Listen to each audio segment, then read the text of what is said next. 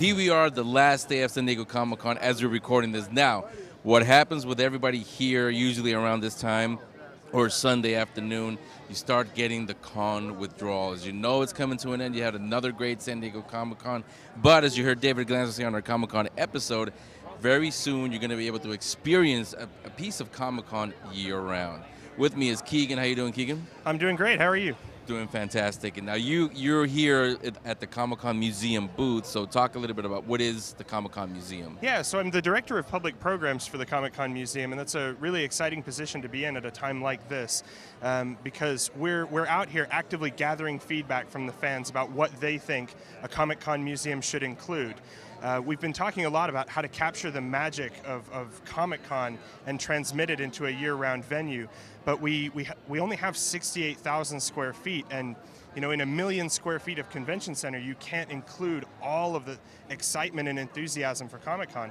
So we've been really out here trying to work with the fans to kind of sharpen the pencil and understand what they think are the really important aspects of the convention and of the Comic-Con experience. See, that's a fantastic way to start this museum, as I told David, because he's been on with us since the beginning, not the beginning of time, but the beginning of our show, and he's always said Comic-Con is put on by people. They put on a show that they would want to go to, and it seems to be translated into the museum, a museum that we, the attendees, would want to see. Yeah, that's exactly right. So we share common DNA with Comic-Con, and we want to make sure that we take the same approach. We're for fans by fans. We know lots of people who can't make it to the convention or who aren't diehard fans will also come to the museum, but it's really important for us that fans find their place within popular culture when they visit the museum. Yeah, so I know it's ending. It ended already if you're watching this after Sunday. But have you had a little peek at what they want to see? Yeah, so we've been getting some incredible responses. The one that makes you feel really good is we've just had a lot of people come in and say, thank you for doing this, or thank you for asking us, or thank you for considering the fan perspective. It makes you feel really good. It makes you feel like we're on the right track by taking a crowd-curated approach to what we're doing.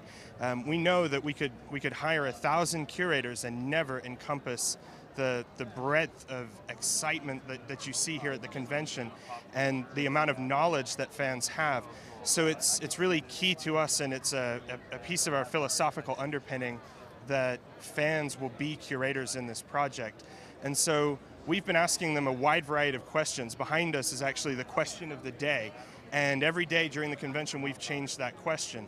Today, they're talking about what programs you might want to see in a night iteration of the museum.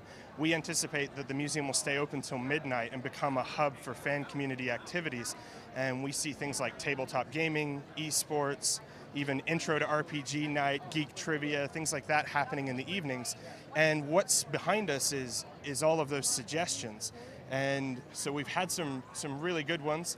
People are asking for themed trivia, doing a free comics night that's set up to be glow in the dark. Those are just a few suggestions.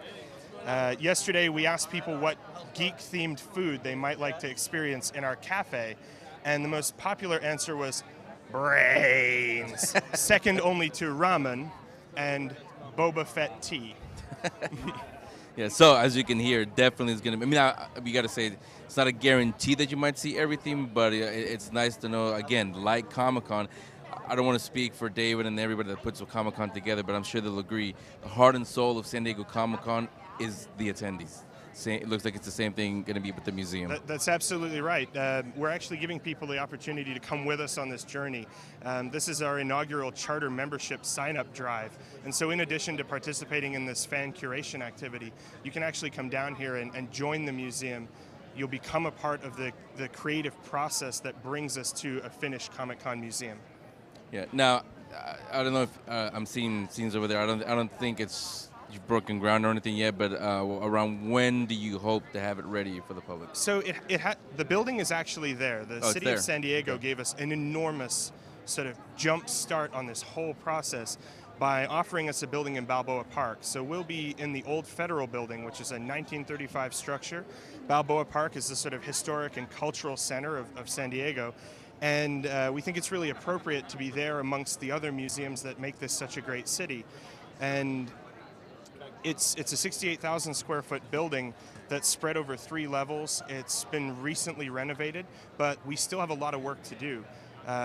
In order to create a museum that the fans expect and to rise to their level of expectation, we actually have to go on a bit of a fundraising process as well here to close the gap on what it's going to take to deliver on what everyone wants the museum to be.